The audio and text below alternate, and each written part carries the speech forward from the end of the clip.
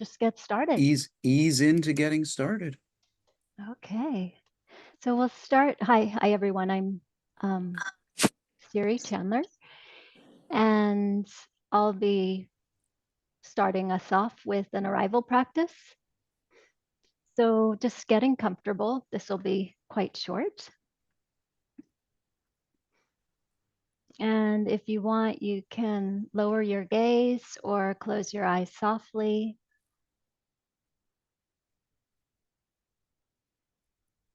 And taking the time to arrive in this moment, feeling your body,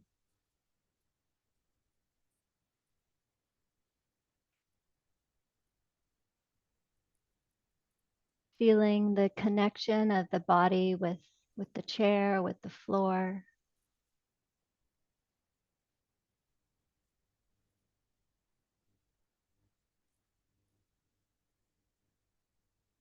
You might like to take a couple of deeper than normal breaths, breathing in, and on the out breath, just relaxing, releasing more and more deeply as best you can.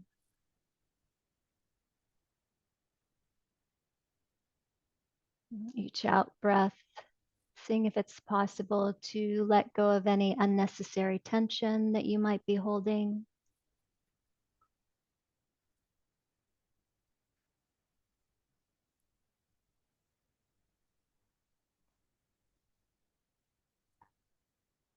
And bringing your attention to your face, allowing the muscles in the face to be soft, especially the muscles around the eyes.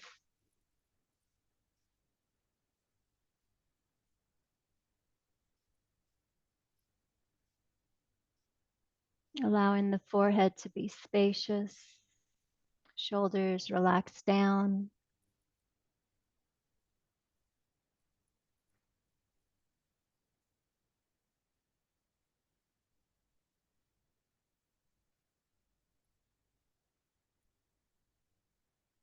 Just simply allowing yourself to arrive here in this space.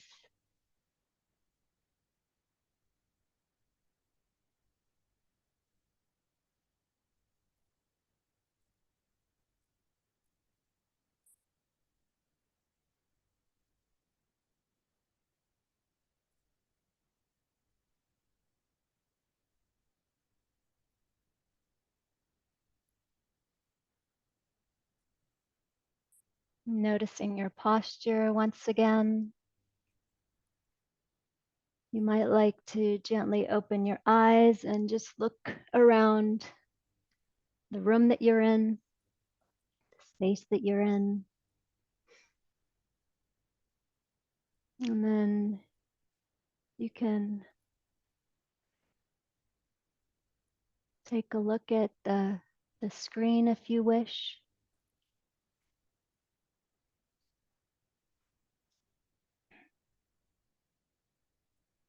Just taking in, everyone that's here. Welcome. Welcome, everyone. Good to see you. So let's maybe start by sharing in the chat where you are in this moment, where on the planet, what city, town, and also one word to describe how you're feeling as you arrive here. So it can be as simple as, one word is curious or tired, whatever comes to mind.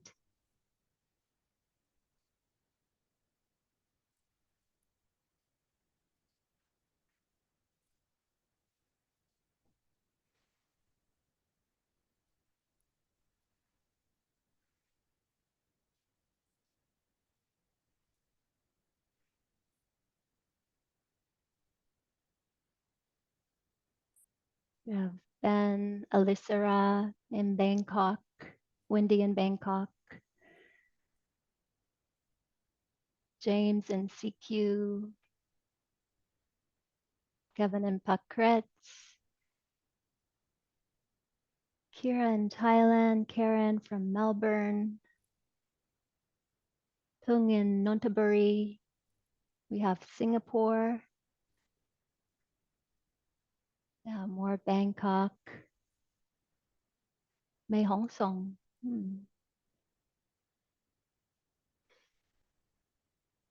Khon Kaen, Hong Kong.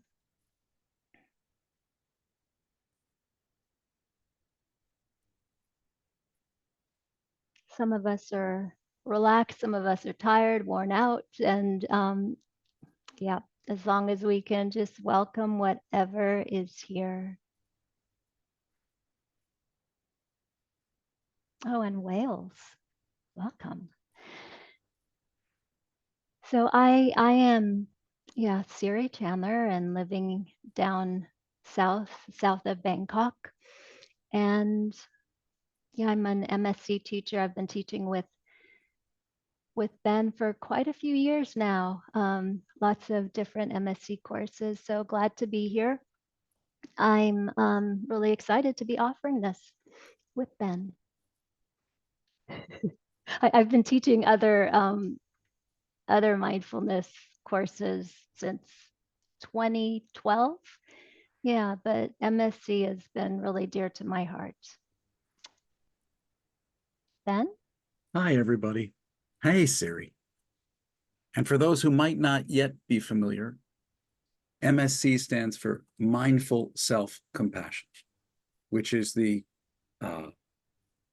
empirically validated mindfulness and self-compassion training course that Siri and I are certified teachers of.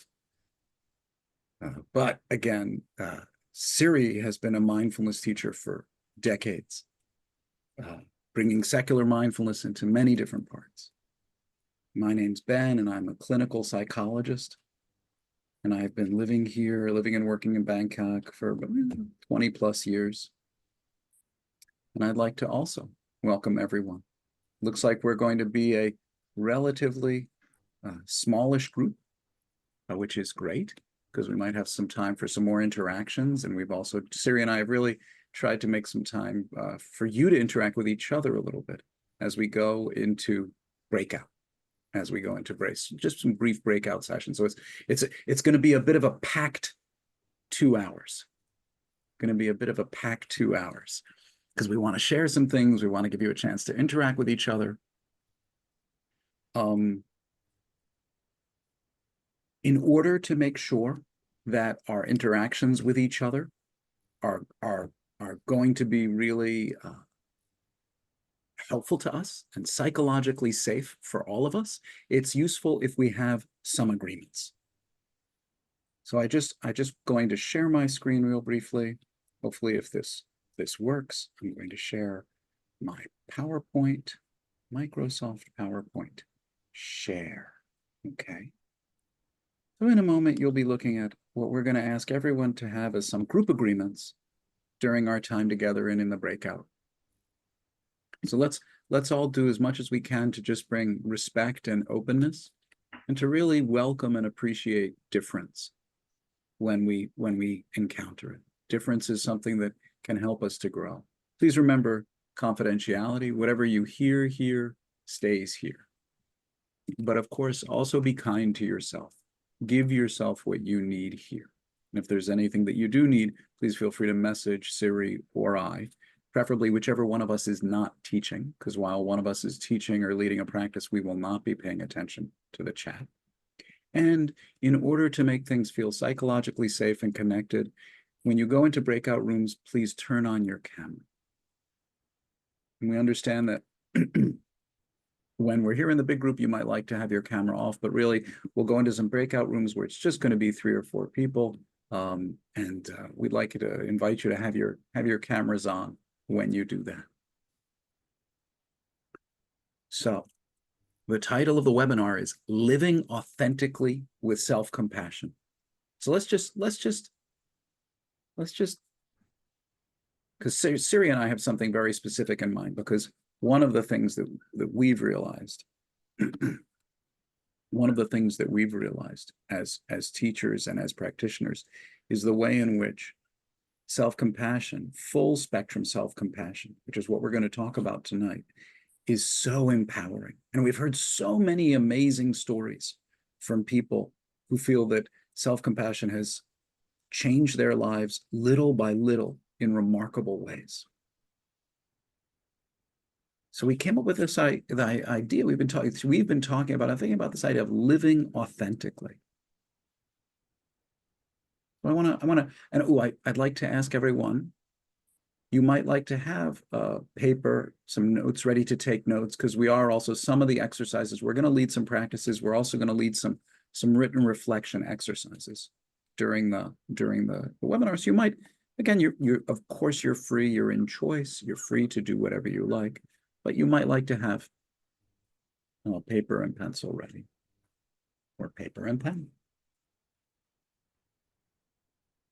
So let's just, what does that mean, living authentically? Please feel free. I'm going to throw this out there, and please feel free to respond in the chat if you like. What does it mean to live authentically? What is, I want to just reflect for yourself, and if you like, please feel free to write in the chat, although again, we're in choice.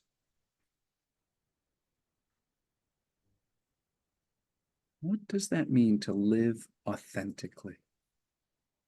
Because I think, thanks, Wendy. Wendy writes, to live a meaningful life. Karen writes, speaking your truth, right? That is to say, like to be able to speak, to embody the things that are meaningful to you, right? Duncan writes, thank you, Duncan. Being honest. Karen, right? Being honest with others as to how you feel.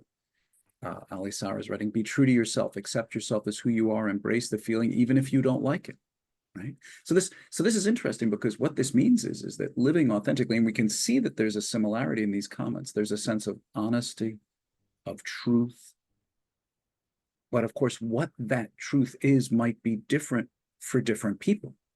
So to live authentically also means to be able to know ourselves, to know what's really happening inside of us. And sometimes we don't, especially, and we're going to talk about, because this is part of the power of mindfulness, is the ability to illuminate our inner world. And then, of course, it's the ability to embody that, to live in a way that expresses who we feel we really are. And we all accept, and this is interesting because, of course, we can't always do and say everything we want, right? When we go to work or at home, and we all know the virtues of that. And we, as you know, most adults, we accept that. You can't always, but at the same time, sometimes we restrain ourselves too much, to a degree that we feel that our life has become inauthentic. So now I'm gonna, as we enter this topic, I want to ask you to take a moment to reflect, and to reflect in a way that's really respectful of yourself. We're not going to share in the chat, but I just want to invite you to just begin by placing a hand over your heart, if you like, and just noticing how that feels. And letting this be a symbol of the idea that you're here for yourself with respect. You want to explore something, you want to find answers, but in a way that's kind and supportive. And even if you don't feel it, allowing yourself to think that intention. I wish to be kind and supportive of myself.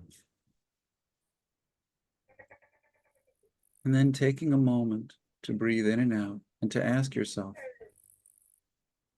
is there any way in which I'm not living authentically?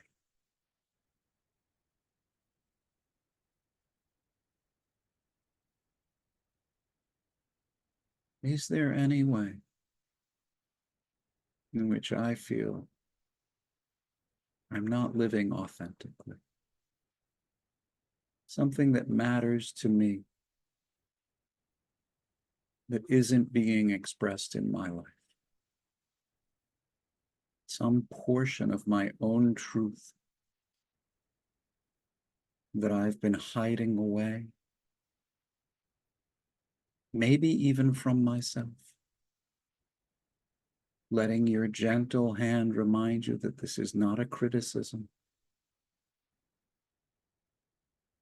And if anything does come up for you, if you can think of any way in which you feel you haven't been living authentically, and really recognizing that that's not a failure, that it's just part of being human.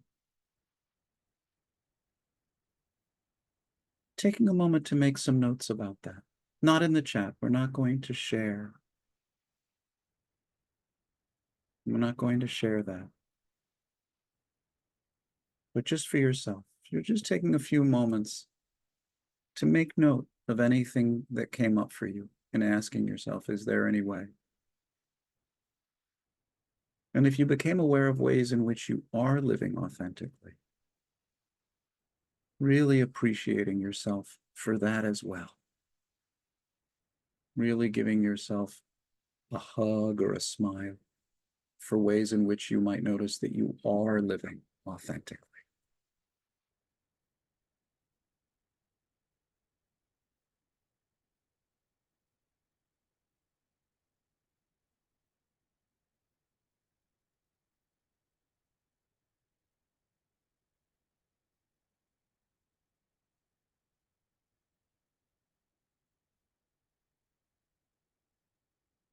And we're just going to give a few moments for people to make those notes.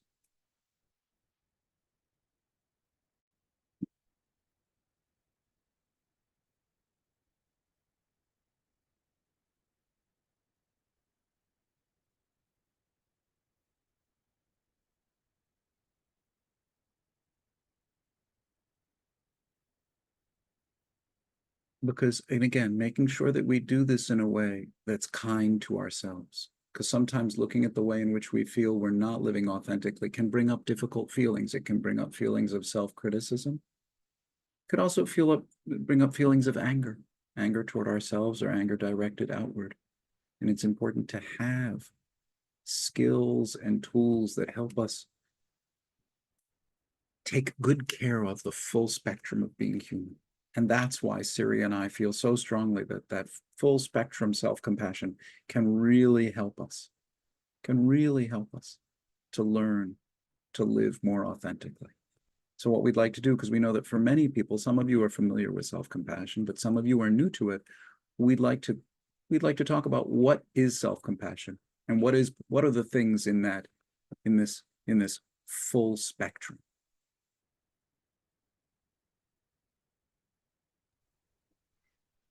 Yeah, so oh, um, I have all these things popping up on my screen, sorry. Self-compassion, it's really not much different than compassion for others. Basically the same. For example, if I'm being compassionate to another, I'll use the example of my dog who got sick 2 weeks ago. To have compassion, the first thing that needs to happen is you need to notice. And I was there to notice that my dog was distressed and lacking energy. And feeling that, and then having this deep urge, may she be free from this sickness, from this struggle, and then taking action. That could be cuddles, talking to her kindly, taking her to the vet, whatever's needed in the moment. And so compassion for self is similar. If I'm sick, I need to really pause and notice, like, oh, I'm run down. I don't feel well. Feeling into that, and then having this deep urge, this wish, may I be alleviated from this sickness, and then take action. Maybe go sleep, call in sick, maybe go to the hospital. So they're basically the same, but often we don't include ourselves in the circle of compassion. So self-compassion really is just including ourselves as well. I'll share my slide. Here, whoops, sorry. Share.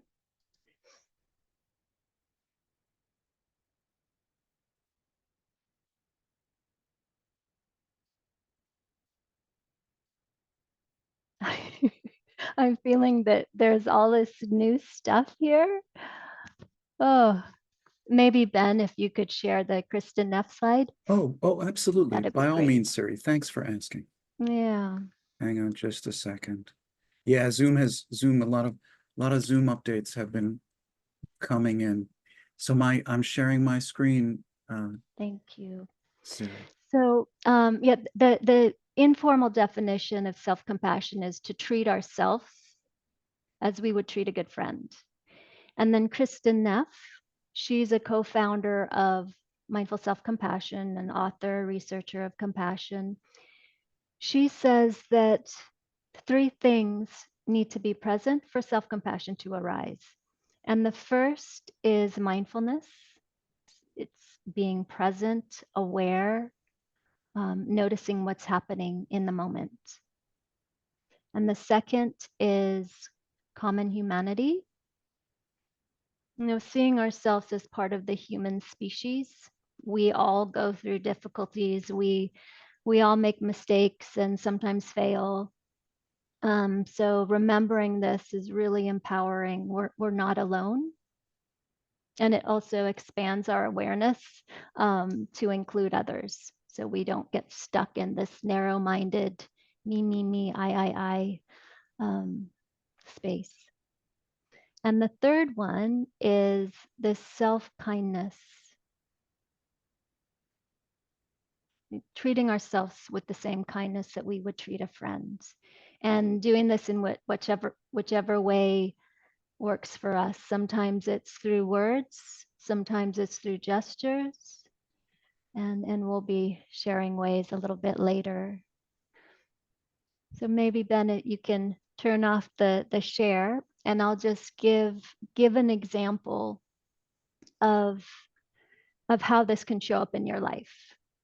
So let's say that I apply for my dream job and I go to all the interviews and somebody else gets the job. So the mindfulness in that moment of realizing that I didn't get the job, the mindfulness would be like, oof, ouch, this is painful, this hurts. Simple, clear. The opposite of the mindfulness would be to ruminate, going into exaggerated story mode. But the mindfulness is just, this hurts, this is painful, like feeling into that. And then the common humanity would be to recognize that this is sometimes what life offers us. Being a human, things are going to go wrong. As mentioned, it connects us with others, expands our awareness to include others. Because usually the opposite of common humanity is feeling isolated. Why me? It's only me who doesn't get what I don't want. I'm defective. I'm abnormal. And then the kindness, the self-kindness would say, oh gosh, Siri, this is tough, but I care about you. I'm here to support you. So, treating myself as though I would treat a good friend who also didn't get a dream job that they wanted. Because often we go into self-judgment and criticism, I'm not good enough, I'm stupid. That is not helpful. That just sends the stress hormones out into our system. So the mindfulness, this is what's happening, pain is occurring, common humanity, I'm not alone, we all make mistakes, and the kindness, what do I need to support and care for myself? And sometimes the self-compassion is very tender, and sometimes it needs to be more fierce. I was looking at what people were saying about being authentic, and yeah, sometimes to speak our truth, it takes a little bit of active energy.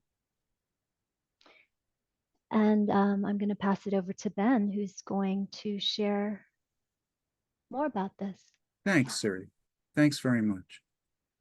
And these three ingredients, and I like to think of them as ingredients because self-compassion is a kind of recipe that once you learn the practices, and in just a few moments, we're going to start practicing so you can feel these things, because one of the things we want to convey to you is these are not concepts. Mindfulness is not a concept. It is a living reality that each one of us can experience at any moment. Like we just did when you arrived and Siri invited you to become present and notice what was happening around you and within you right now. Common humanity, it sounds like a concept, but it's not. It's a deep knowing of being able to recognize yourself as a human being, to overcome this illusory sense of I'm different or abnormal or isolated. And lastly, again, self-kindness. The kindness you offer to other people, it's not conceptual. It's the act, and the kindness that you've received from other people, it's not conceptual. It's something that it's uplifting. And if just think of what life can be like when we can offer that kind of supporting kindness, even just a little bit, to ourselves. And as Siri just started to talk about, there's actually a spectrum of self-compassion. And I'm gonna share my screen, or my screen again, and I want to talk about what we call the wise balance of self-compassion. That there's two sides, what we kind of call tender and fierce self-compassion. Where the tender side of self-compassion, you can see here, we're using a bear as a symbol of self-compassion. How sometimes we can be like a tender mama bear taking care of her cub, of kind of accepting and nurturing ourselves. But there's another side of what we call in English fierce. I'm not a big fan of the word fierce, but I think it conveys is the idea that we can kind of stand up for ourselves or motivate ourselves with the energy to take action, do things that scare us or intimidate us, and make changes that are good for us. That's the energy of fierce self-compassion. I want to talk about this a little bit more in detail. I like the image, and many years ago, Kristen Neff and Chris Germer, the originators of mindful self-compassion, used this terminology to talk about yin and yang, these energies that people are very familiar with in Asia, where yin is this soft, nurturing, comforting, and soothing energy, and yang is this firm, protecting, motivating energy. They have many, but that they are dynamically interacting with each other all the time. And in fact, every bit of yin has a little bit of yang in it, and every bit of yang has a little bit of yin in it, right? If you look at the symbol at the bottom that we've all seen so many times before, that and what we want to do is we want to have both of these things. We benefit from having both tenderness and fierceness in a constantly changing balance. So of course, the tender self-compassion is what most people think about when we think about self-compassion. It's the ability to notice when we're suffering, to know, oh, I'm not okay right now. I feel bad right now. And as Siri was just saying, respond to our difficulty in the same way that we would respond to and support a good friend, with that same kindness. Because so frequently we don't respond to ourselves that way. So frequently we judge ourselves, or we criticize ourselves. It's the ability to nurture and comfort ourselves when we're suffering. This is what most people are familiar with, but there's this wonderful other side of the spectrum without which our self-compassion is not complete, which is fierce self-compassion, which is a powerful energy. And we're gonna talk about this in three ways, and I'm gonna talk about it as a spectrum. So the first facet of self-compassion is providing for ourselves. So providing for ourselves means taking action to meet our own needs. So for example, when we're feeling bad and we just use energy to hold ourselves, or when we don't know how to do something and we seek help from a friend, or when I give myself time and space. I was talking to someone recently and they were saying, the thing I needed most at the end of the day was an hour by myself. So I said to my partner, well, I said to my partner, can you please manage the children, because I need some time by myself for an hour. And of course, they're in a good relationship, so their partner was like, of course I'll do that for you. And then they got what they needed. So, but that energy of asking for what you need, that energy of asking for what you need, that moves you to say, yes, not only do I need this, but I'm going to take this little action to give that to myself. That's a kind of fierce self-compassion. And we can all think of times when we knew what we needed, but we somehow didn't feel okay or give ourselves permission to ask for it or to take the step. It might not have even been about asking. So we call that the providing energy of self-compassion. And this is the border area with tender self-compassion. The next energy of fierce self-compassion is protecting ourselves. And this is when we need to take action to protect ourselves.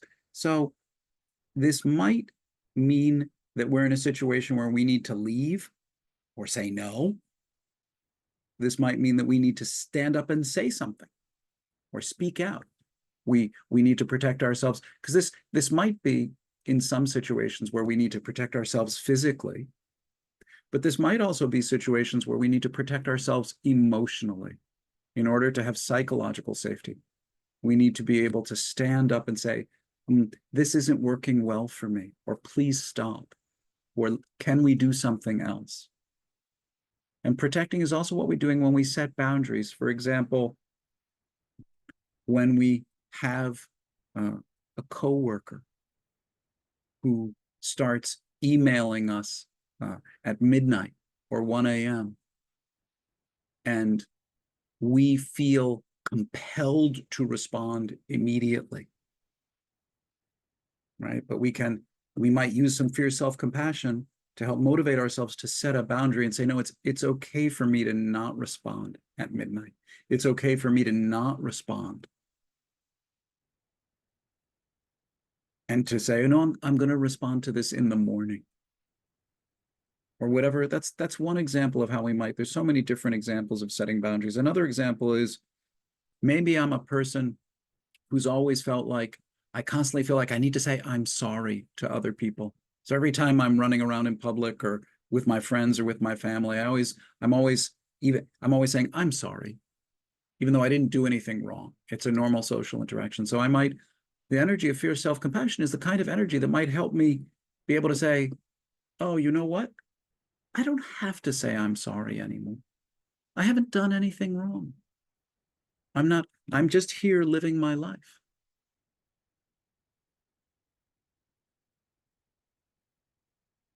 And then finally, we can use the energy of fierce self-compassion to motivate ourselves. So this is being able to act, to engage with what matters to me, the energy to take first steps and to continue going and to come back when I get off track. This is a wonderful energy that we'll be doing an exercise with that can help us make the little changes we want to make in our life to live well, to have well-being, and to have resilience.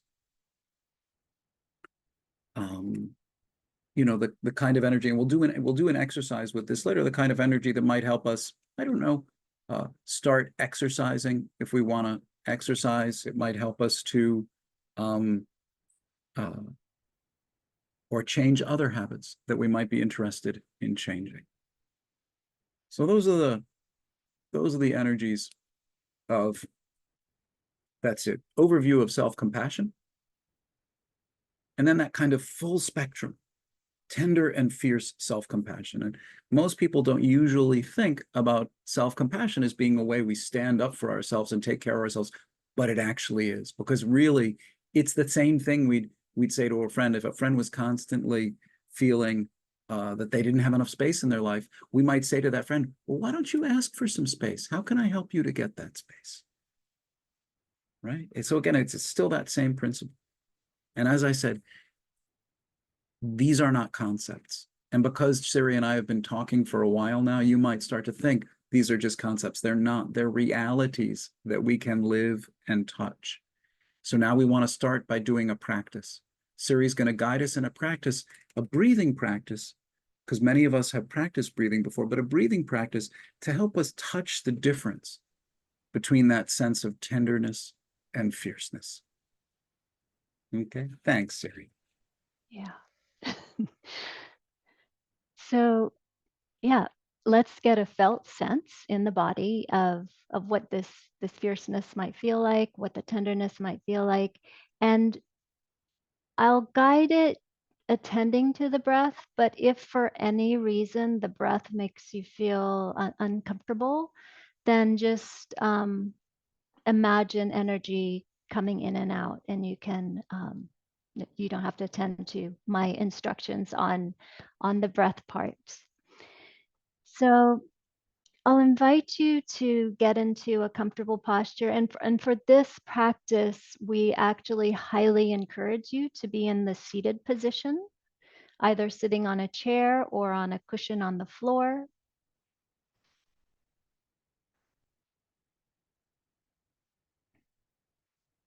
And again, allowing your gaze to be lowered or softly closing the eyes.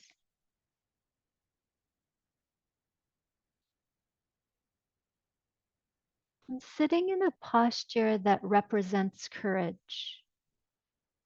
So you might feel the length of your spine. You might sit up a little bit taller, shoulders back and down, chest open.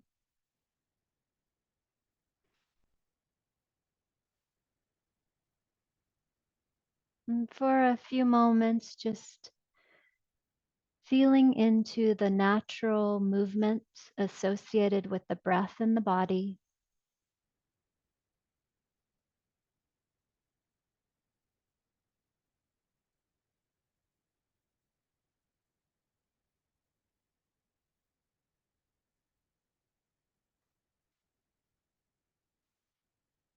And now we'll start with calling up the tender energy of compassion. And to do this, you might like to place one or two hands over your heart or any other soothing space, feeling into the gentle warmth. And we're going to focus especially on the in-breath.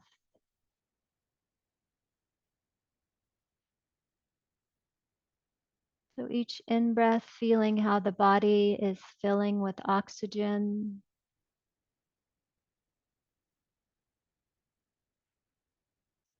Each in-breath filling with a sense of kindness and nourishing, tender energy.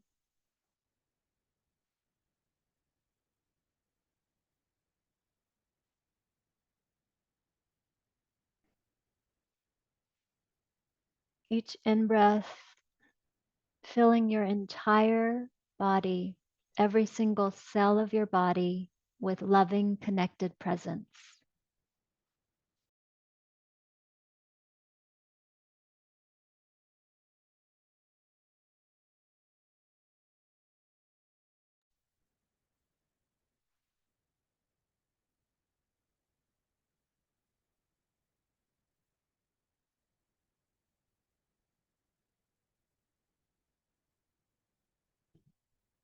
And now letting go of your attention to the in-breath.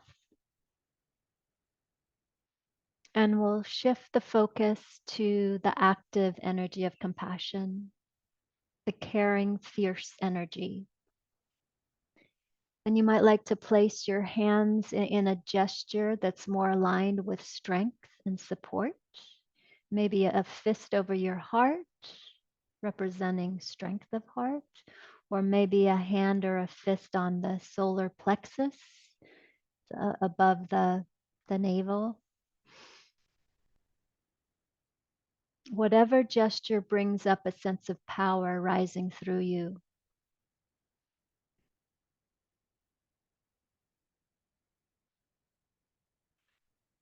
And now focusing especially on the out breath.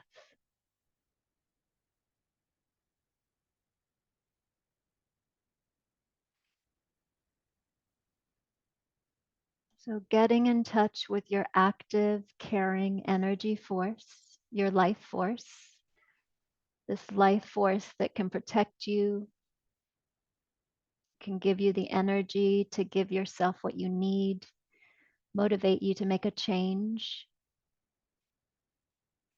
your fierce self compassion.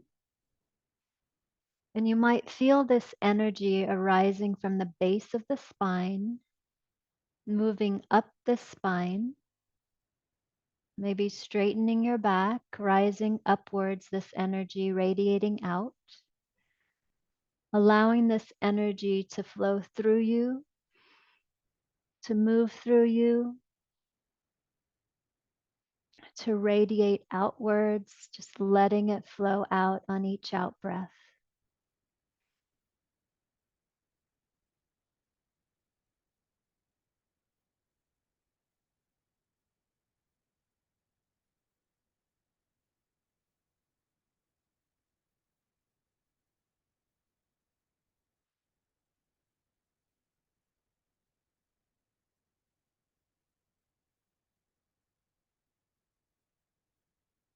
Feeling into the active energy force on each out breath.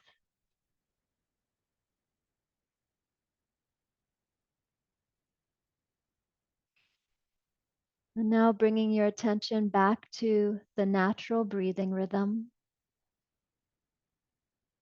And we're going to bring the tender and the fierce together, merging them together. And you can do what you need to do with your hands. Taking a moment to really ask yourself, where do my hands need to be right now for what I really need? If you need more tender acceptance, you might like to take one or two hands over the heart or some other soothing place. If you need more fierceness, maybe a fist over the heart or solar plexus. And if you feel the need for more balance, maybe placing or cupping one hand over the fist over your heart, representing that tender and fierce merging.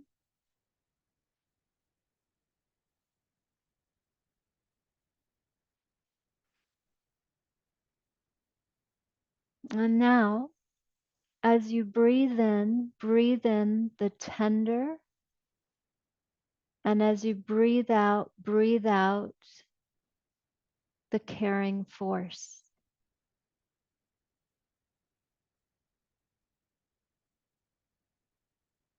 Breathing in the comforting, healing, gentle energy. And breathing out the courageous, active energy.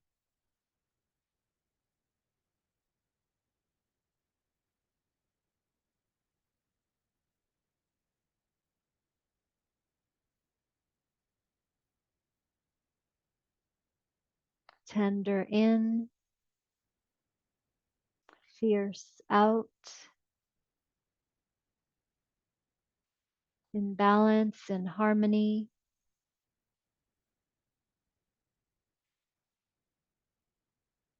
So opening to these two essential life energies that are already here. You don't need to create the energy, you just need to open to it.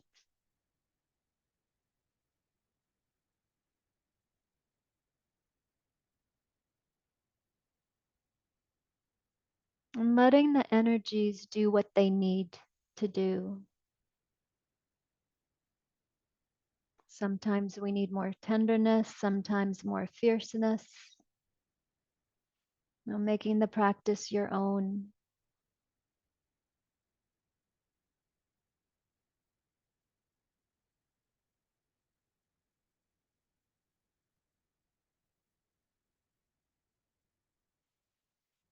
And now taking a deep, deep inhale and holding it. And then releasing, letting it go.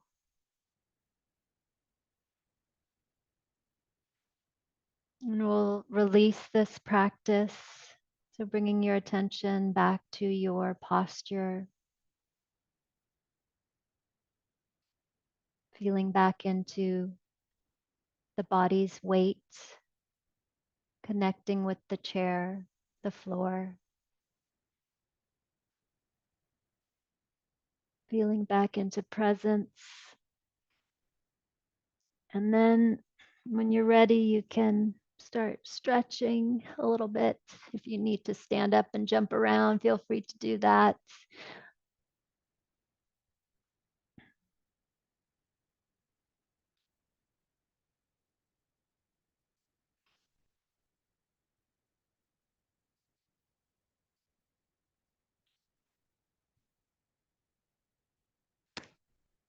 And I'd like to ask, what did you notice? What did you notice in the body? What was the felt sense when you did that practice? Maybe we have time for about two people to share. If you'd like to share, maybe raising your hand virtually or physically. What did you notice in that practice?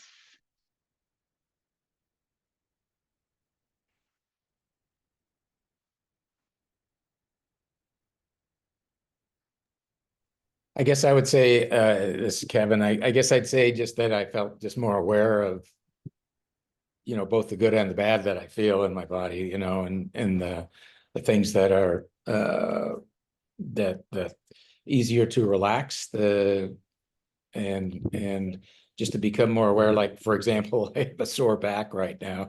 And even though, it didn't make it worse, it just made me more aware of it. That's all. The feeling was more profound, I guess, of that. That's, Okay, so yeah, so you've experienced a lot of that. Yeah, just awareness of the body. yeah, yep, yep. Thank you.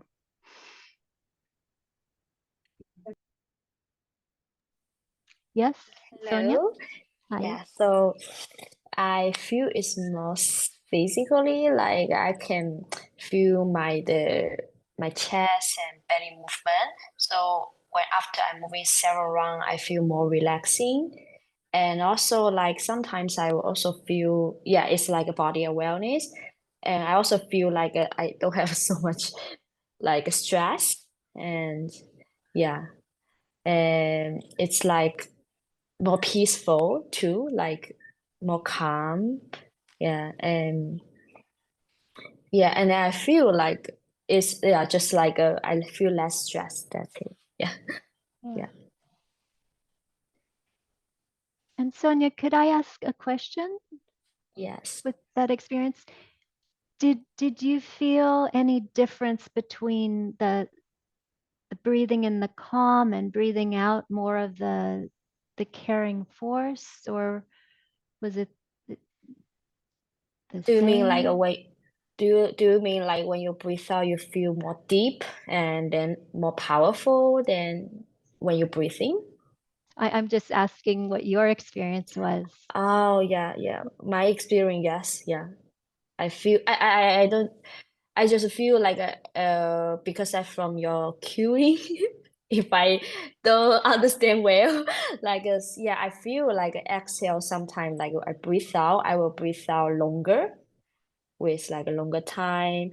And sometimes it's not like breathing, it's a kind of yoga breathing, like just like a breathe out, fully breathe out and hold it maybe 1 or 2 seconds and then breathing. Yeah, but I feel I'm doing deeper. Yeah. Mm. Thank you, Sonia. Thank you. Mm. It's helpful to hear experiences. Yeah. So this is something you might like to give a go. Asking yourself from time to time, what do I need to help me alleviate this suffering? And sometimes it can help to bring in more of the tender, sometimes more of the fierce. That energy can feel different. Um, yeah, or not. Ben.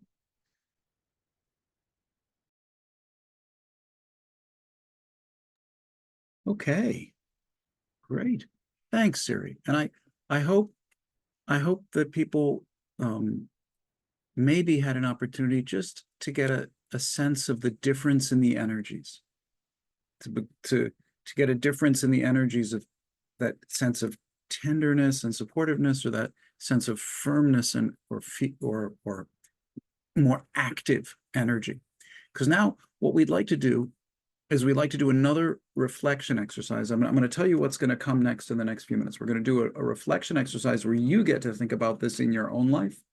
And then we're going to offer two practices, again, to sharpen your sense. We're going to offer a practice. Siri's going to offer a daily practice that we can use for tender self-compassion. And then I'll offer a different daily practice that really brings up the energy of fierce self-compassion, that are not breathing practices, but practices we can use anywhere, anytime, if you will. So what I'd like to do now is I'd just like to invite everyone to begin to reflect. And just take a moment, because and to think about, based on what you've been hearing from Siri and I and the examples that we're using, and based on what you just felt in this practice, which is, the practice is called breathing yin and yang, or at least that's what it used to be called. Maybe the name has changed, but that's the name of the practice. Based on what you've been taking in this last hour,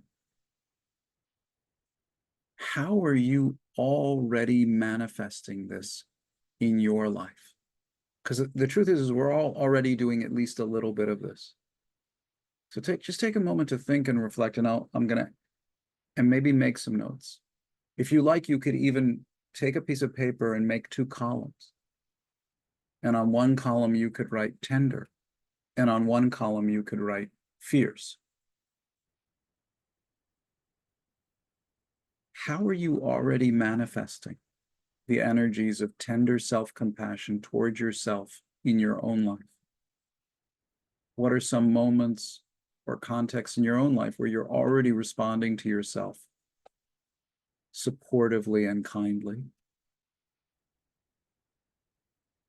What are some moments in your life that you're manifesting the energy of fierce self-compassion, when you're able to take action to meet your own needs? That's the providing. Or stand up for yourself and set boundaries, or say no? That's the protecting. Or the energy to motivate yourself, the energy to move yourself to achieve goals. Because people are already manifesting these energies. Even if, for example, for many people, they're already manifesting that energy of fierceness at work. They're motivating themselves to do their work, or motivating themselves to engage with colleagues. Please take a moment to reflect. Where are you already? And I'm going to just throw that up in case it helps people to focus on it.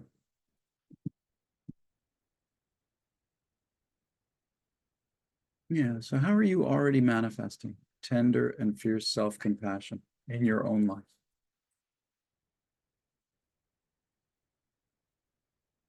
And how does the balance feel to you?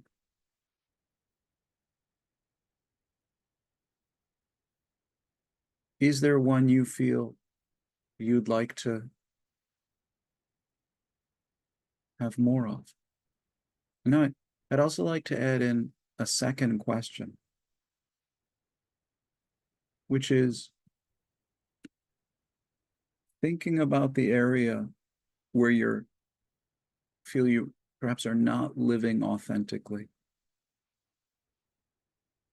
that might have come up for you earlier. Which form of self-compassion might help you to live more authentically?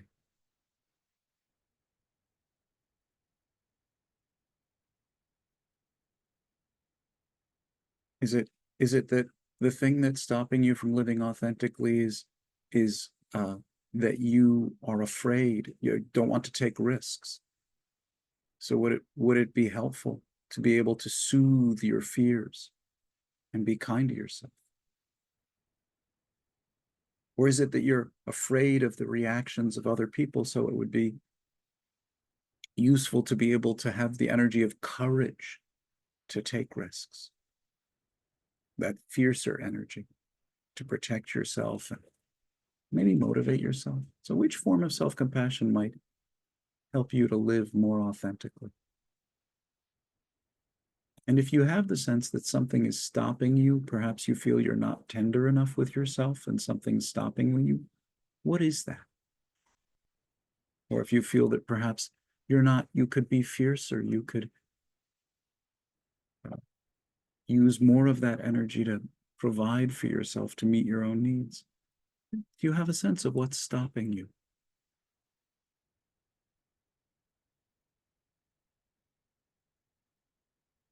And as I'll stop talking for a moment to allow people to reflect.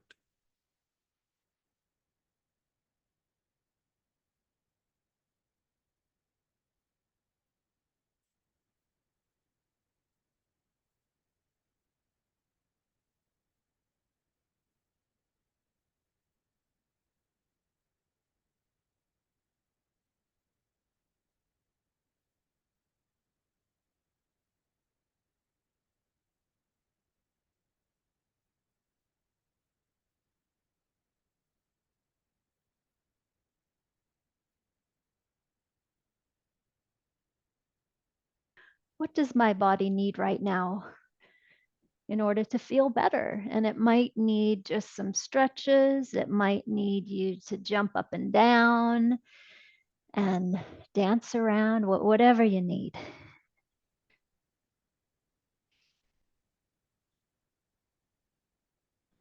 Just enough. And you might like to use your mindfulness to just notice what that feels like before and after sitting for an hour and having some conversation and then moving around a bit, stretching a bit, and then coming back in front of the screen again.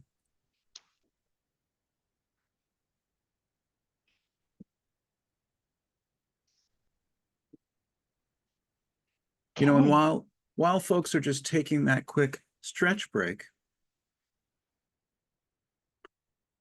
and as you're kind of settling back in and coming back in front of your screen, I'd just like to take a moment to mention the next course that Siri and I will be teaching.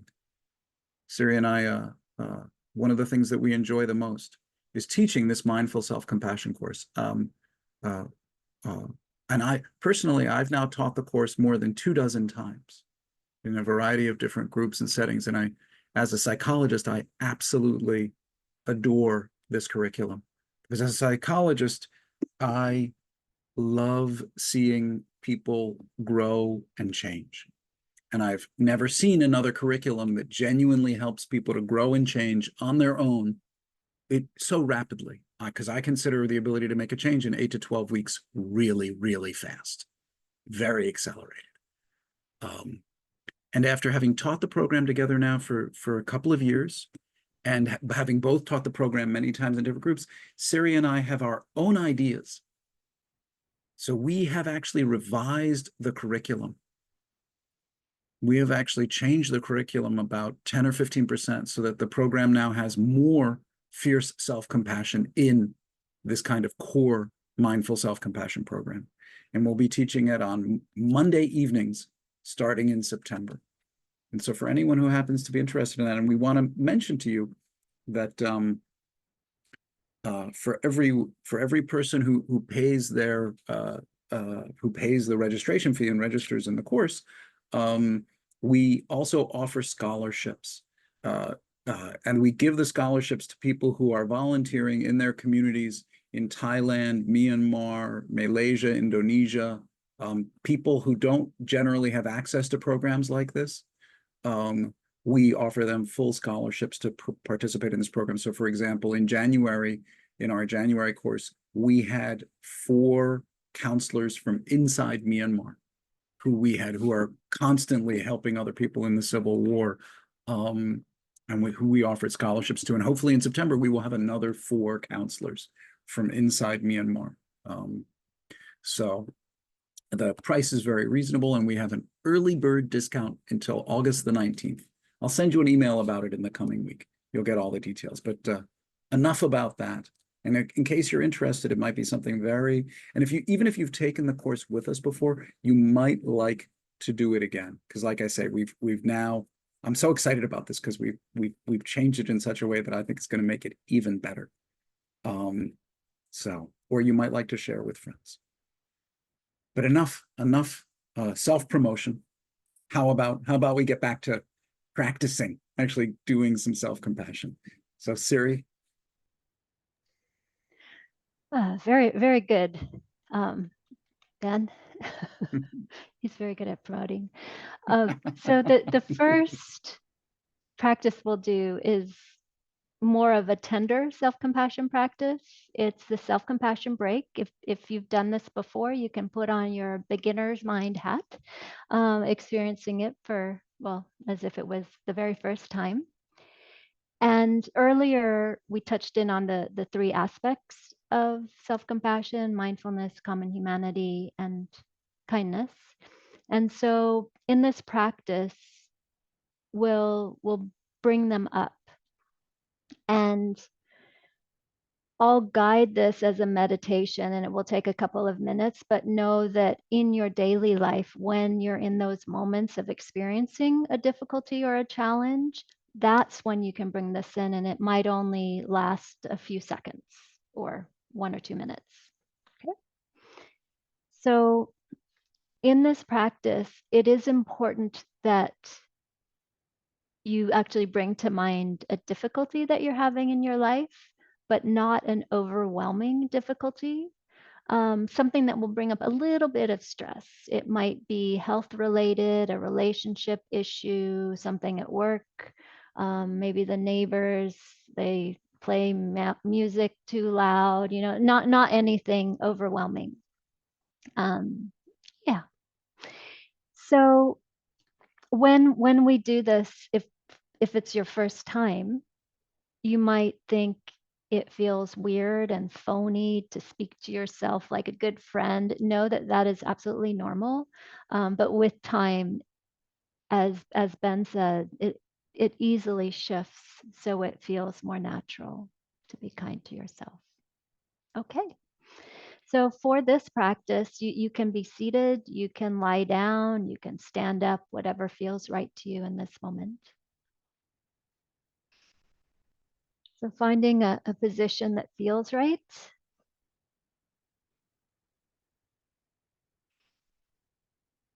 And again, eyes closed partially or fully.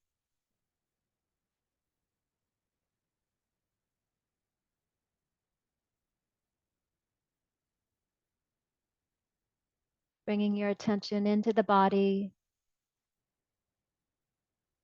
Feeling the weight of you connected downwards. Also feeling the height of you rising up through the back, neck and head. Shoulders relaxed down.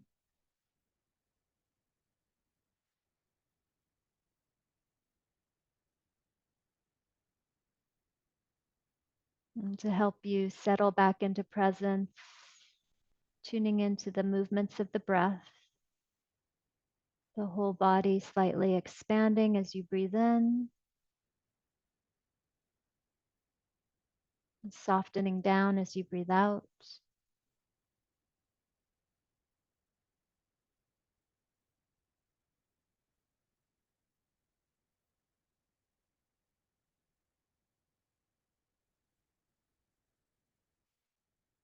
And now bringing to mind a situation in your life that's difficult for you right now. It might be something you're worried about, something that's causing you a little bit of stress.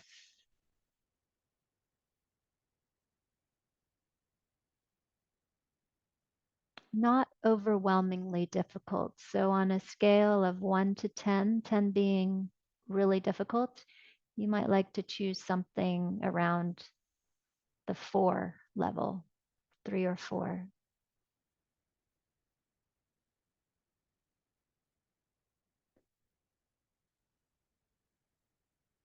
And when you find a situation, getting in touch with it, bringing it to mind, what's going on?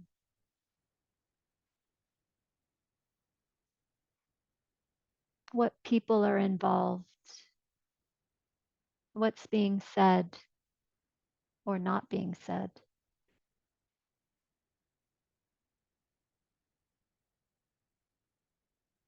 And allowing yourself to feel in the body the discomfort.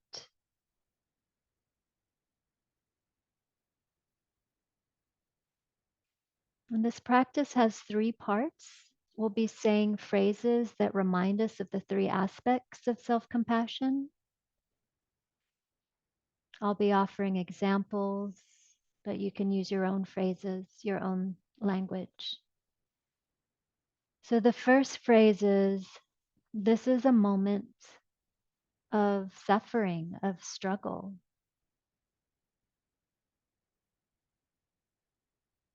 And this is the mindfulness, just aware that difficulty is here, recognizing that this is the truth of the moment.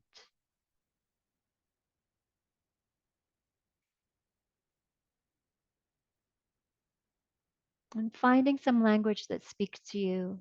You might say, this hurts, or ouch. This is really hard right now. This is stressful. So we're turning towards the difficulty, acknowledging it, naming it.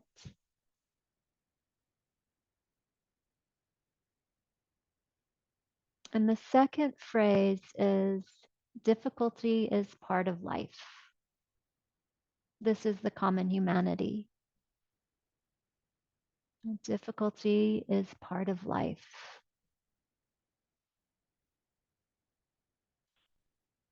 Or you might say, I'm not alone. It's not abnormal to feel this way. Many people go through similar situations. This is how it feels when a person struggles in this way.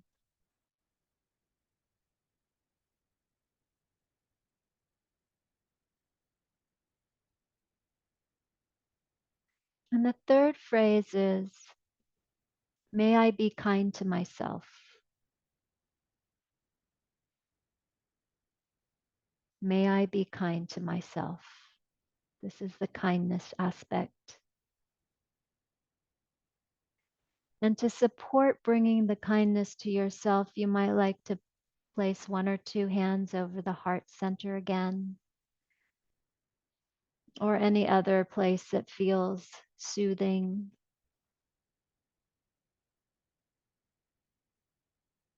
Feeling into the warmth and gentle pressure. You might like to imagine kindness flowing through your hands into the body.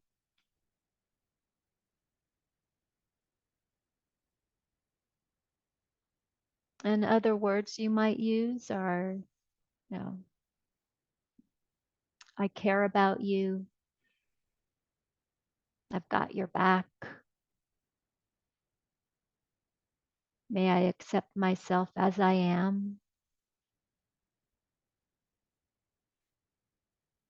May I be courageous or safe.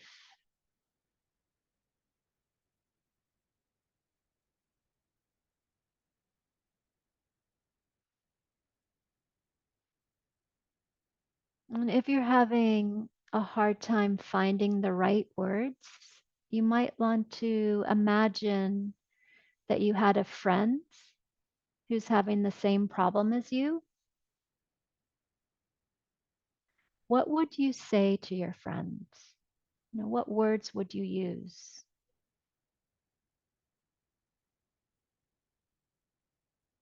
What message would you like to offer them? And then see if you can offer yourself those same words.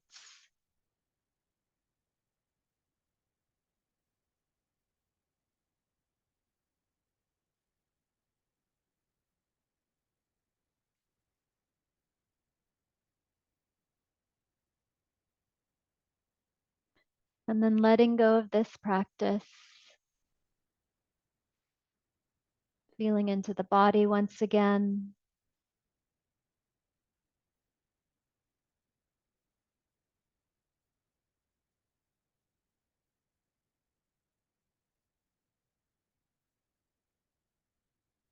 Feeling yourself connected downwards.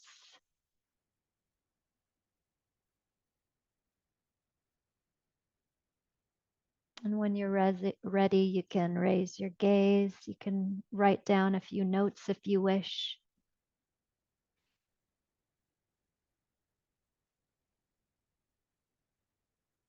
You might like to reflect on those three aspects. What phrases work for you? Do you have your own?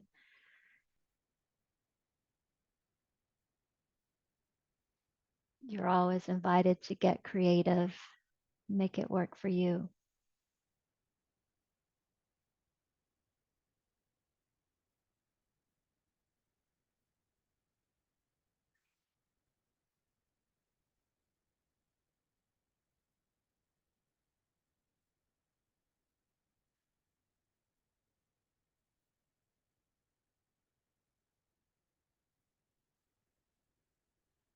When we bring these three aspects of self-compassion into our life, research has shown that it's just such a healthy way to deal with difficulty.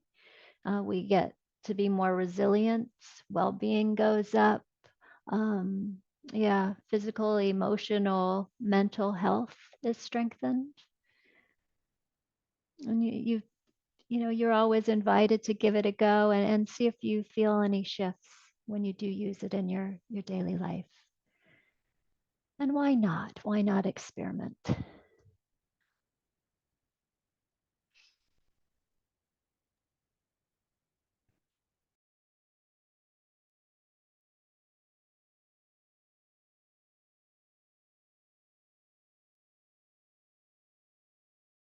Yeah, so that's a taste of a practice that taps into the tender side of self-compassion. Although you can see that it still has a kernel of fierceness in it, in that it requires us to kind of be firm enough to be there for ourselves. And so just take a moment just to notice whatever that energy was like for you at any point during that. Because what we're going to do now is I'm going to offer a different kind of practice that's meant to, although it'll be similar in that we're going to do some visualization, but this practice is a practice that's meant to tap into the other side, the fierce side of self-compassion. And in order to make it kind of easy to grasp and go into, we're gonna use that kind of motivating side of the three pieces that I mentioned: providing, protecting, motivating. We're gonna do one that a practice called kind coach. And this is a practice that I've developed in order to help people tap into this motivating energy of fierce self-compassion. Because again, and I just want to share how I was inspired to develop this, because in my day job as a psychologist, I'm constantly helping people to get motivated to do things. And there's so many different ways. And I've studied, I'm familiar with research about motivation, what helps us to motivate ourselves, and how managers motivate staff at work or demotivate them. And during COVID, I watched, like many of us, I watched the series Ted Lasso. I know some of us may not be familiar with it, but some of us may be familiar with it. I watched the series Ted Lasso, and I have to say that I think the first series of Ted Lasso is one of the best series I've ever watched, psychologically. And I think the character of Ted Lasso in the first series was just profoundly inspiring to me. So I actually I originally I used to call this practice creating your own inner Ted Lasso. But then it turned out that despite the fact that I love the show, it turned out that many people actually haven't watched it, especially on this side of the world. And so now we call it kind coach. Because what is a coach? And those of you who've seen Ted Lasso will know immediately what I'm talking about. But a coach, I want you all to imagine what a good coach does.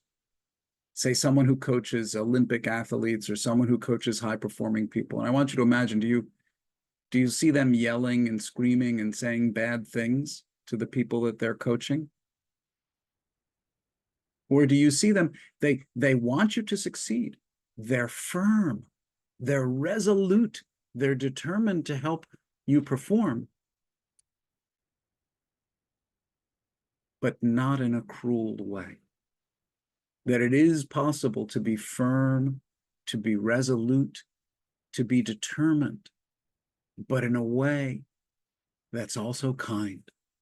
And this is something, one of the reasons that Ted Lasso, the first series, is such a revelation, is because we're not accustomed to that. That is the point. That's one of the main points of the first series, is that he's this coach, but he's actually someone who motivates people through kindness and compassion. That is one of the main points that they use for dramatic effect in the first series.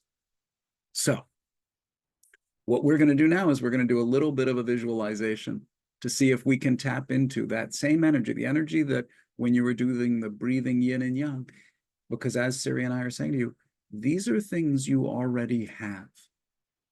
Like, imagine them as muscles, except you may not have used this muscle before. The muscle might be underdeveloped. Well, the muscle might be well developed. It varies from person to person. So you have the tender compassion muscle and you have the fierce compassion. So let me ask you to find a comfortable position and allow your eyes to close gently. Setting aside, allow your hands to be empty. Just take a few breaths.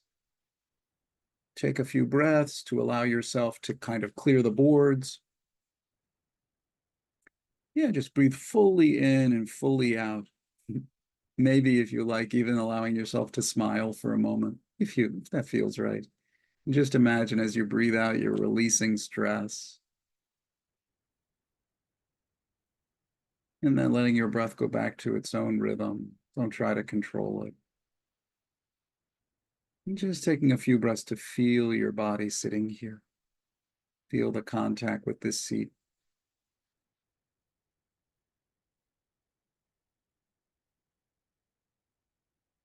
And then when you feel ready, I would like you to bring into mind a behavior of your own that you would like to change.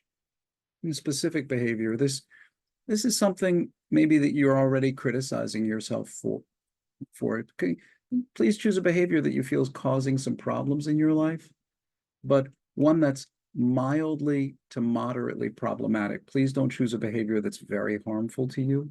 And of course, please choose a behavior that's potentially changeable. Please don't choose something like, my feet are too big.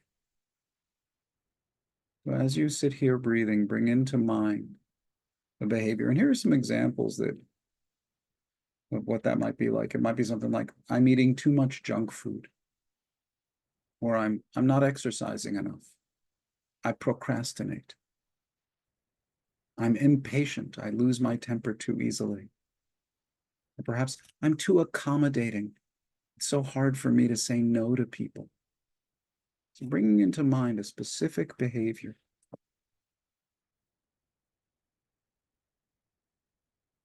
And of course, if many different behaviors come up in your mind, please take a breath and give yourself permission to just choose one for the exercise today.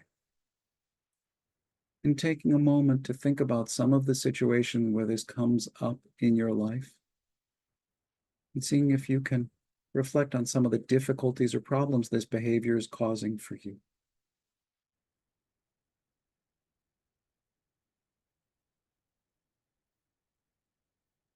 As you do this, you may notice some kind of self-criticism coming up, some self-blame.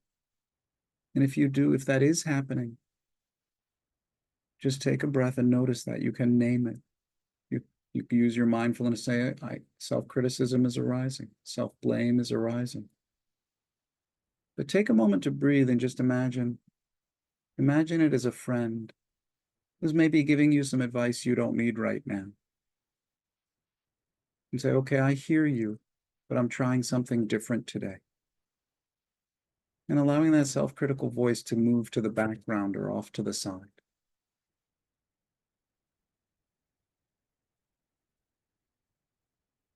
And now take a few deep breaths and get ready to connect with your own inner kind coach. Your kind coach is a part of you that sees your potential and knows what you are capable of at your best, especially when you feel supported and safe.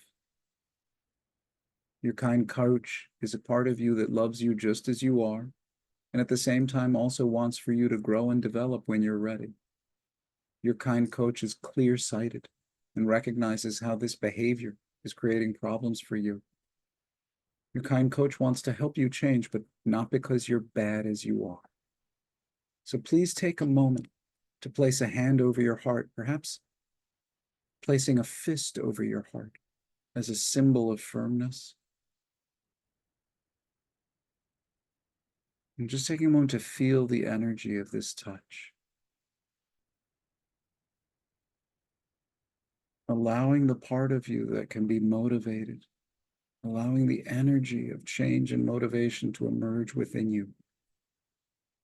Your kind coach wants to help you change. Again, not because you're bad or wrong, but because your kind coach wants the best for you. This part of you wants you to live well. It recognizes that you're human and you're not perfect, but it still wants to help you change. So beginning to imagine what the kind coach within you might say to you out of deep love, but also a desire to help you change and live well.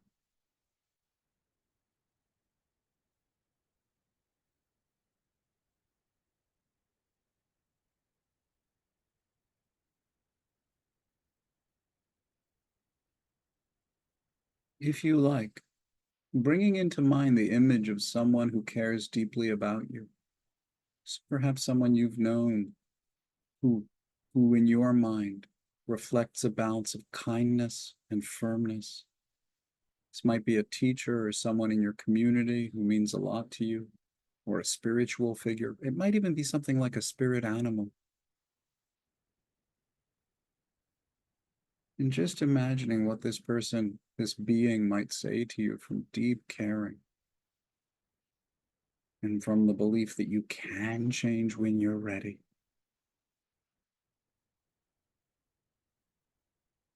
Seeing what words of wisdom might bubble up from deep within you. Perhaps your kind coach might say to you, I know you can do it. Let's take the smallest step possible. So just noticing what bubbles up from within you.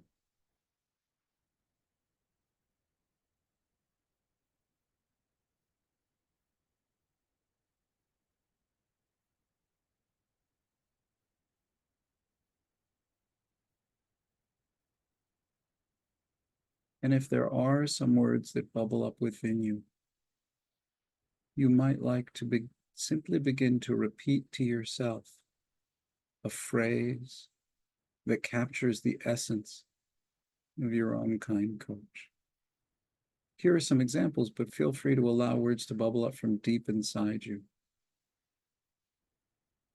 I care deeply about you, and that's why I'd like to help you make a change. I love you, and I don't want you to keep suffering. It's okay, you're not perfect, but if we just try a little bit, I know we can do better than this.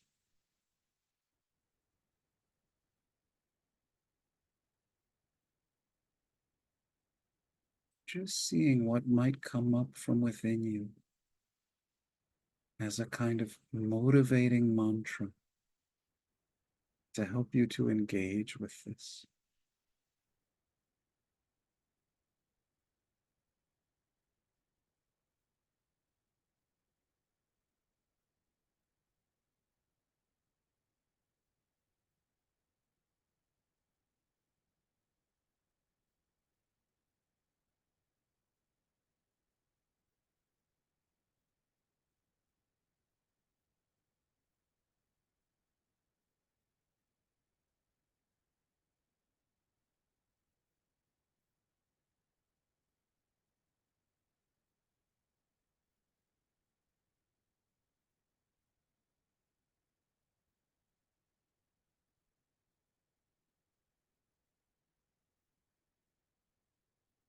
Just noticing whatever kind of encouragement and support bubbles up from deep inside you when you make the space.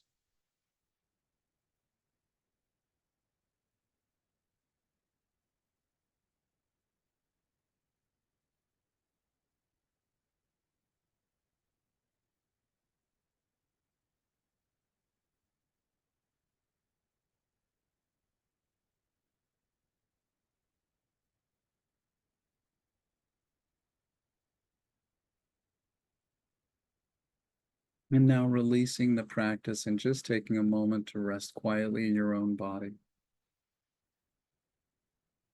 Taking a moment to savor this, reflecting on whatever energy you've just experienced. Reflecting on any words that may have come up for you. Giving yourself permission if you found that this was difficult or it felt awkward. Really giving yourself permission for that without criticizing yourself. And then as you feel ready, opening your eyes and making some notes. Opening your eyes and making some notes. If there was a mantra that came up for you, noting down what that was. If there are some words or direction you'd like to remember.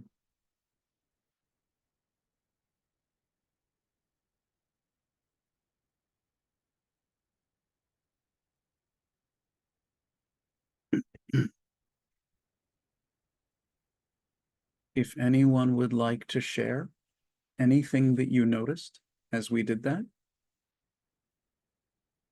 please feel free to raise your hand.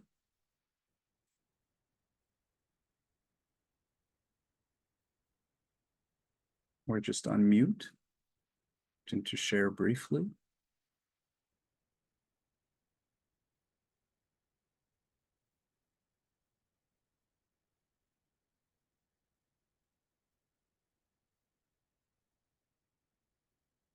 What was it like to try to get in contact with the kind coach inside of you?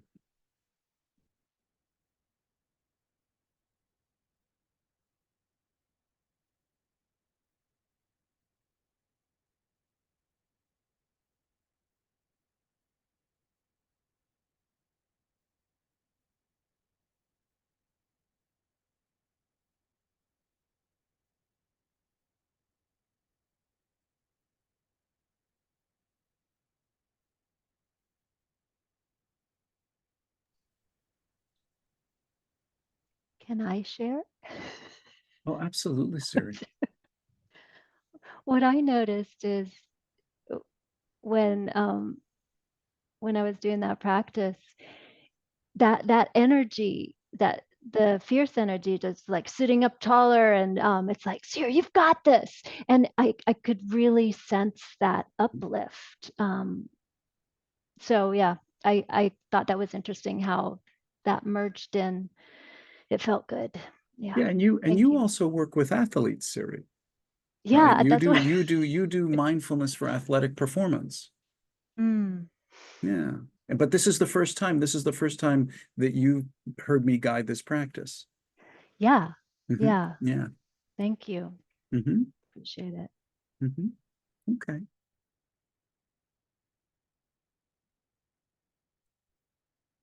I could share something quickly. Yeah, great. Carolyn in Wales. What did you notice? Yeah, certainly the fear self-compassion is not something that I'd really engaged in as much as the tender. So I find it really useful, this idea of the kind coach for motivation, because I think one of my biggest issues would be kind of procrastinating and a kind of a fear of taking risks, because you were talking about, and particularly for me, this third motivation has been really important, to have the idea of a kind coach.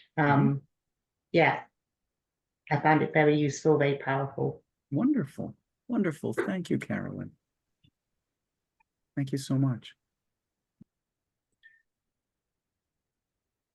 Okay. Well, you know what? Oh, Alisara here in Thailand. maybe I could share one thing. It was a bit, it was difficult to choose which one I want to coach, but yeah, it's great that you help us to be realistic as well. Like, if something is not really us, then or it's the opposite of our character, our behavior, maybe it's not realistic to take it as the goal. But anyway, the part I would like to share is this reminds me of cultivation, like the Plum Village. When you're wearing Plum Village t-shirt. Yeah. So am. it kind of helped me water that seed, like cultivation, like Mhm. don't give up. Like for me, there's one tangible example. Like I tend to be quite uh I don't clear my physical mail, physical like postage, and then they kind of pile up. And then I try to build a new habit so many times, and it was never succeed. But at the end, it succeed after several failures. So it reminds me that sometimes if we keep cultivating, it will be possible. Mhm. Yeah. Like I never think I can meditate, but after joining your MSc class, then now 5 to 10 minutes or 15 is good for me. I just never think it would be possible. Mhm. So thank you for that too. Thank you, Ali-san. And I love what you just said. If I keep cultivating, I will get there. If I keep cultivating, and yeah, that's I think it's these are inner resources that everyone has. You can think of them as muscles, or if you like, you can think of them as seeds inside your own heart, your own psyche. That is to say, and the nature of a muscle is, if you go with patience and resoluteness and you exercise the muscle, the nature of the muscle is to grow. It may not grow as fast as we want, or it may not grow as big as we want, but it will grow, because that is the nature. And the same with seeds. If we give seeds the proper conditions, if there is sunlight and earth and water and patience, and we take care of that seed will germinate and blossom. And so, yeah, but I know I'm impatient. But so let's go out to breakout rooms once more.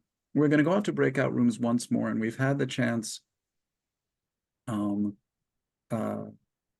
we've had the chance to touch these different energies, to touch some tender self-compassion, to touch some the fiercer energy. And I want you to notice whether that feels the same or different, or what feels useful to you. We're going to send you back out into the breakout rooms, and just have a chance to, each one of you may have a chance to say out loud, what do you want to take away from this webinar? What is it, even if it's just something very small, that's going to help you live just a little bit more authentically? Maybe not live 100%, to live 1% more authentically. What is it you're going to take away from the webinar? And again, if it's possible for you in the breakout rooms, please turn on your camera, and remember to make space for everybody in the room who wants to share. Okay. And I think we're going to, am I supposed to make the room Siri this time? Okay. Let's see. I can do it again. Should we? No, I've got I it. Should we just do the same rooms? There's been some people had to leave early, so I'll just move a few people around. Okay. I'm sorry. I forgot that we agreed that I would do the rooms. That's okay. Oh no, I made a mistake. Live. How are you going to take care of yourself? Right. Yeah. Well, that's why I'm laughing. One more. That's my self-care. We're gonna roll with it. Okay. Yep. All right. And Great. for how many minutes? Wow, that's wonderful. Okay. Welcome back. I'll go ahead, Siri. Yeah. Welcome back, and just taking a few moments to settle back in, taking in the faces of of our new friends here on the screen, remembering that each and every one of us is actually a human being, connecting to our planet. Before we close, we'd like to ask you to think of a way to put into maybe 1, 2, or 3 words just what you're taking away from this, from today. So 1, 2, or 3 words. What are you taking away from today? You can reflect for yourself.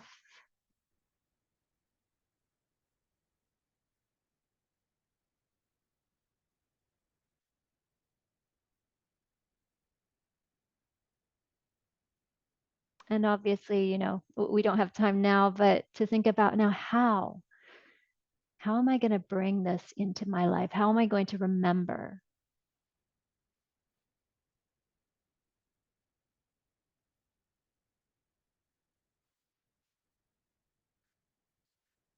To slow down and be kind. Yes, to slow down. So helpful. Remembering that compassion can be tender and fierce.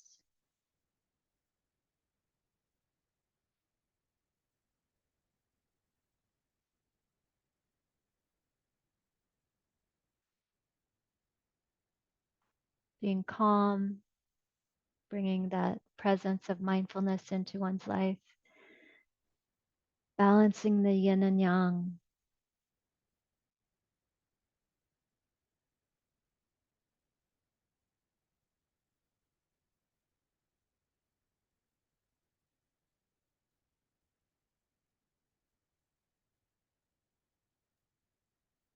Really, really letting that be whatever it is for you. And really appreciating that the answer to this question might have been different if you took this webinar last week, or the answer might be different if you took this webinar again next week, because things are always flowing, always changing.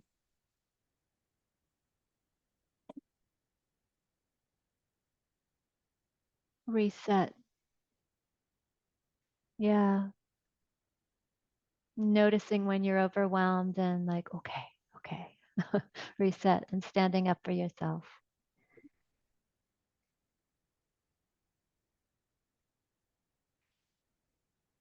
When we slow down, there are always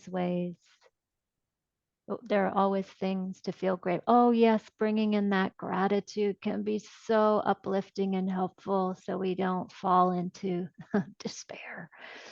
Gratitude. You will not be disappointed in the future. Thank you everyone for showing up, bringing to mind more yang. I'm hiring my coach. Yeah. I want to. Great. Thanks so much, everybody, for being here. I was going to end with one quote, since this is about living authentically. And I kind of manipulated it also. It's from Oscar Wilde, the Irish poet and playwright.